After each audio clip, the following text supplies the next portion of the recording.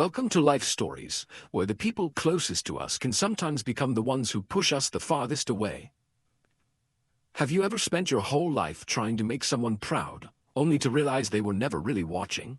Or flown thousands of miles to show up for someone you love, only to find the door already closed, not by accident, but by design? Today's story is about success, silence, and the invisible scars left by family. It's about what happens when truth finally breaks through years of carefully constructed lies. And at the heart of it all is one woman, standing alone at the edge of a celebration she was never supposed to be part of, asking herself the question we all fear: do I still belong here? Let's go back to where it all began, and uncover the moment that changed everything. Madison Blake stood on the gravel path outside the Lakewood boathouse, her fingers wrapped tightly around a carefully wrapped gift box. The wind coming off Lake Washington bit through her coat, but the cold in her chest had nothing to do with the weather. Inside, laughter spilled out from the open doors of the renovated event space, elegant wood beams, soft jazz, and the clinking of champagne glasses. She could see them. Her father Alan, stationed at the entrance like a bouncer. Her sister Emma, radiant in blush silk, her curls pinned just the way their mother liked. And somewhere inside, Lisa Blake, her mother, 60 years old today, 60 years of stories, secrets, and sacrifices. Madison had flown in from Seattle that morning, first class, with a gift that cost more than her rent in grad school. A vintage emerald brooch paired with a full weekend spa package, the kind of thoughtful, extravagant gesture she knew her mother would adore. It wasn't about the price. It was about being seen, being remembered. But she hadn't even made it through the door. "You're not on the list," her father had said, without flinching. The same voice he'd used when she was 16 and came home crying after failing her driver's test. Cold. Final. "I spoke to Mom last week," Madison had said, her voice already cracking. "She told me to come. She probably felt pressured." Emma chimed in smoothly. "You know how she avoids conflict." Behind them, people began to notice.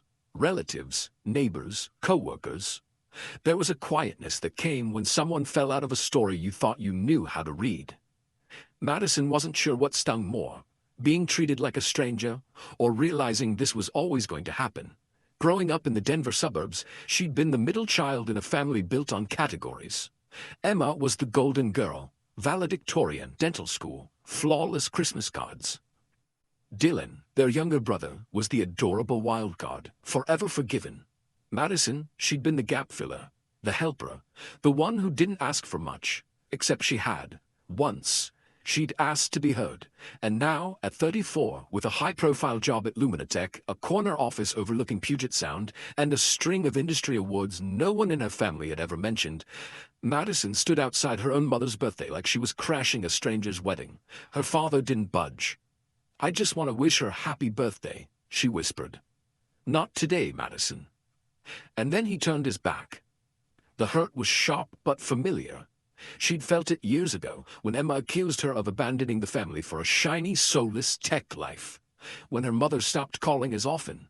When the family group chat forgot to include her on Thanksgiving plans. Madison began to walk away, gift still in hand, her silver heels crunching against the gravel, her jaw set, her chest was fire and ice. She was halfway to her rental car when a voice called out. "Madison, wait." She turned to find Jesse, Emma's boyfriend, jogging up, slightly out of breath. "We haven't really met," he said, "but I know who you are." Madison blinked. "What do you mean?" "I work at Luminatech," he said, awkwardly adjusting his jacket. "I'm in software development, 3rd floor." She stared at him. "You work for me?" "Well, indirectly. Yeah." "Does Emma know?" "No," he said quickly. "She knows I work at the company, but not who you are there." Madison took a breath. The irony was dizzying. Her sister's boyfriend was in her chain of command. The universe had a dark sense of humor. "I need to tell you something," Jesse said, glancing back toward the boathouse. "They planned this."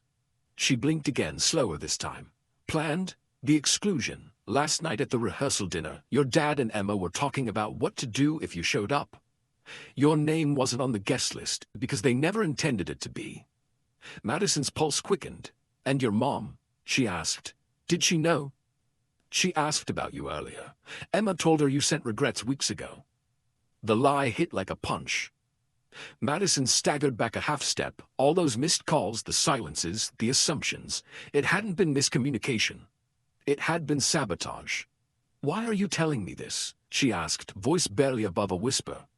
Because it's wrong, Jesse said, and because I see how people talk about you at Lumina. With respect, admiration, you're not the person Emma made you out to be. In the silence that followed, the lake glittered behind her like shattered glass. Something inside Madison, something old and brittle, began to break, but not the way they expected. She straightened. You still have your name badge? She asked. Jesse frowned. Yeah? Good, Madison said, walking back toward the venue. Then let's go introduce me properly. They entered through a side door. The hall was buzzing. A slideshow of family memories flickered on a large screen. Emma in graduation robes, Dylan holding a fish, their parents in Italy. Madison appeared once, blurry in the background of a Christmas photo. Her mother was at the center table laughing.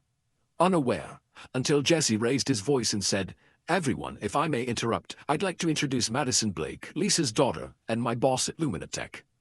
The room froze. Lisa turned.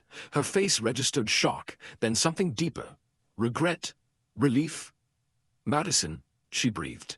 Emma's voice, sharp and low, cut through the air. Jesse, what the hell are you doing? He didn't flinch. I'm telling the truth, he said. Something that's been missing for a while. Have you ever been shut out by the people who were supposed to protect you? What would you do if your own family rewrote your story without your consent? In that moment, Madison realized she hadn't come to beg for inclusion. She'd come to reclaim the version of herself they tried to erase. Part 2 begins as the entire room waits for her next words. Madison's mother moved first. Lisa Blake stood slowly from her place at the table, her lavender blouse catching the light from the tall windows. Her eyes searched Madison's face as though seeing it for the first time in years, not through the filter of retold stories or missing phone calls, but with a clarity that was both painful and overdue. You came, she said softly, almost to herself. Madison didn't move. Her body was still vibrating from the aftershock of Jesse's announcement. All eyes were on her. Family, neighbors, old church friends, second cousins she hadn't seen since her high school graduation. Every breath felt borrowed. I did, Madison replied, because I wanted to celebrate you. But I wasn't allowed in the front door. A ripple of murmurs stirred through the room like a shifting tide. Lisa turned to Alan, her husband of 38 years. Her voice, once so gentle, sharpened like glass underfoot. Is this true? Alan's face twitched. We discussed it. After Thanksgiving. After what she said. I never said I didn't want to be part of this family, Madison cut in. I said I built my life myself. That wasn't an insult, it was the truth. Emma's heels clicked as she stepped forward, voice tight and honeyed. This really isn't the time for a scene, Maddie. Madison almost laughed. I wasn't invited to this performance, Emma. I didn't get a script. Jessie stood silently behind her, a living wedge in the unspoken alliance that had kept Madison on the outside for years. Lisa's gaze moved to her older daughter. Emma, did you tell me Madison sent regrets? Emma's lips parted, but no words came. Her hand clenched the edge of the linen tablecloth. Mom, you were so stressed. You thought I couldn't handle knowing my daughter still cared about me? Lisa's voice cracked. Or were you afraid of what I'd realize if she showed up? The silence that followed was painful in its intimacy. A quiet so thick it felt physical. Madison wasn't sure if she wanted to cry or run or scream. Her mother, this woman who once whispered bedtime encouragements and saved her third-place science fair certificate, was standing up for her. But Madison didn't feel victorious. She felt exhausted. Lisa reached for her daughter's hand. Come with me, she said. Just you and me. The two women slipped out onto the balcony, the sliding doors muting the crowd behind them. The air was crisp, the lake silver and still. I didn't know, Lisa said quietly. I thought you were too busy, that you'd changed. I have changed, Madison said, but I never stopped loving you. Her mother's face crumpled. You have no idea how many nights I wondered if I failed you. You didn't, Madison whispered. You were the only one who made me feel seen growing up, But then, something shifted. Lisa leaned on the railing. Emma's been helping a lot with the house, with my doctor's visits. Madison blinked. What doctor's visits? Lisa hesitated. Some early signs. Memory issues, fatigue, nothing serious yet, but I didn't want to worry you. I'm your daughter, Madison said, voice rising. How do I not get to know that? Lisa turned. Because Emma said it would just add pressure to your already busy life, and I let her speak for you. That's on me. Madison looked away, teeth clenched. This is what I can't understand, she said. Why does helping physically make someone more valuable than loving from a distance? Why does showing up every day mean more than showing up when it matters? Lisa's eyes filled. Because sometimes I was lonely, and she was there. The honesty of it struck deep. Not as an accusation, but as a human truth. Madison saw it clearly, her mother aging and overwhelmed, clinging to whoever was closest. But it didn't excuse everything. Madison took a breath. Emma manipulated you, and she hurt me. I know, Lisa said, but she's hurting too. Madison froze. The old reflex rose in her chest, the one that always asked her to forgive first, to bend, to accommodate. She told me once, Lisa continued, that no matter what she did, I always smiled more when you called. Madison closed her eyes.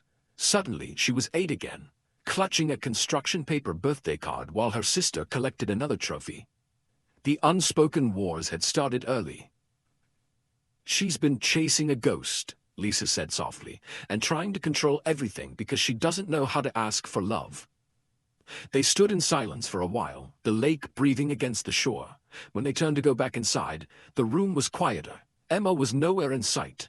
Back at the table, Alan stood with a forced smile. Well, shall we carry on with cake? Madison looked at him squarely. Dad, she said, we need to talk, not now, but soon. His eyes flickered, like a man who dodged too many truths for too long. After cake, Madison left early. Jessie offered to drive her back to her hotel. In the car, the air between them was thick with everything left unsaid. You were brave in there, he finally said. I didn't feel brave, she replied. I felt tired of being erased. They drove in silence for a moment, headlights slicing through the quiet Denver streets. I think I'm done with Emma, Jessie said suddenly. Not because of you, but because I saw who she is when no one's watching. Madison didn't reply right away. Her fingers traced the seam of her coat. She's not all bad, she said. She's just not done fighting ghosts. Jessie pulled up to the curb. You? He asked. What are you fighting? Madison looked out at the dark sky, at the stars that barely glinted through city haze. Myself, she said. Have you ever found yourself torn between the truth you owe others and the truth you owe yourself? Back in her hotel room, Madison opens an old message thread from Emma and finds a voice memo she never listened to. It's dated the night after last Thanksgiving. In part 3, she presses play. The voice memo was only 43 seconds long. Madison sat on the edge of the hotel bed, still in the navy dress from the party, her heels discarded near the door. The Denver skyline shimmered through the window, city lights flickering like thoughts she couldn't silence. Emma's name blinked on her screen. She pressed play. At first, there was only silence, then the unmistakable sound of a wine glass clinking against ceramic. I don't know why I'm recording this, Emma began, her voice slurred at the edges. Maybe because I'm mad, or maybe because I miss you, or maybe because I hate how much I miss you. Madison's breath caught. I said awful things tonight at Thanksgiving, and I meant them. But I also didn't. That makes no sense, right? You always made sense. You were the rational one, always doing your own thing, carving your own path, while I stayed. There was a pause, a long inhale. Everyone thought I had it all figured out, that I wanted the spotlight. But the truth is, Mads, I was just trying to be good enough for Mom, for Dad, for you. You left and became someone, and I stayed and became responsible, the dutiful daughter, the fixer. But I was never the favorite. Not really. And it killed me. The recording ended there, abrupt, unfinished. Madison stared at the screen, feeling something twist painfully inside her. Regret, pity, recognition. She closed her eyes and let the words sink in. Emma's anger had always felt sharp and unprovoked, like a knife thrown before a conversation could start. But beneath the blades was a truth Madison hadn't wanted to see. They were two sides of the same wound. One escaped, the other stayed behind, and both had been trying to make sense of the silence that followed. The next morning, Madison didn't go straight to the airport. Instead, she asked the Uber driver to take a detour to the neighborhood where they grew up. The old Blake house looked smaller now, nestled in a row of carefully pruned lawns and forgettable beige siding. She stood at the curb, staring at the front door, remembering a time when she used to slip notes under Emma's door, asking if she wanted to play. Remembering the sound of Lisa humming in the kitchen, the click of Alan's typewriter in the den. She didn't go in. She didn't need to. Some ghosts didn't need exercising. Just acknowledgement. Back in Seattle, life rushed in to fill the space left by family drama. Meetings, product rollouts, late-night emails. Her promotion to VP was announced company-wide, and the congratulations flooded in. But something had shifted. Madison started leaving the office before 7. She signed up for a pottery class. She called her mother every Sunday and didn't hang up until Lisa laughed at least once. They didn't revisit the party. Not yet. But there was a tenderness between them now, like both women had stepped off the battlefield, carrying different wounds but the same desire: peace. Emma didn't call. Weeks passed, then months. Until one rainy Thursday in March, Madison's phone buzzed with a new message. "Emma Blake, can I visit? Just me? No drama, no wine." Madison stared at it, read it 3 times. Her first instinct was to protect herself, to guard what little healing she'd built. But then she remembered the voice memo. The shaky breath, the confession not meant for anyone, and therefore perhaps the truest thing Emma had ever given her. She typed one word: yes. Emma arrived that weekend. She looked tired, older somehow. Her hair was shorter, her coat too big. They didn't hug at first, just exchanged glances in the doorway, like strangers acknowledging the ghosts they'd both become in each other's lives. They walked along the Seattle waterfront, neither speaking for long stretches. Then, over coffee, Emma finally said, "I'm in therapy." Madison smiled gently. "Good. I'm learning I don't have to be the hero or the martyr, that I can just be me." Madison stirred her latte. "And who's that?" "I don't know yet, but I'd like you to meet her, someday." It wasn't an apology, it wasn't reconciliation, but it was honest. Before Emma left, she placed something on Madison's kitchen table, a small envelope with a photo inside. It was from their childhood, a blurry snapshot from their backyard. Madison, maybe 6 years old, mid-laugh. Emma beside her, arms slung protectively around her shoulder, eyes wide and proud. "I found this cleaning out Dad's desk," Emma said. "Thought you should have it." Madison looked at the photo for a long time after her sister left. The colors faded, edges curled, but the memory was real. They had loved each other once. Maybe they could again. Months later, Madison's phone lit up with another notification. Lisa Blake was in Boston. She'd posted a photo from a museum, captioned, "Seeing the world one city at a time. Next stop, Seattle." Madison smiled. Some things were too broken to fix. But others, if handled gently, could be transformed. She walked to the bookshelf, pulled down a frame, and replaced the stock photo inside with the one Emma had given her. A reminder: beginnings don't always announce themselves. Sometimes they show up disguised as endings. What part of this story resonated most deeply with you, and why? Comment 100 if you felt the story was worth reading. Where are you watching from today? Share this video with a friend who needs a story about family, forgiveness, or finding your voice. Thank you for watching Life Stories.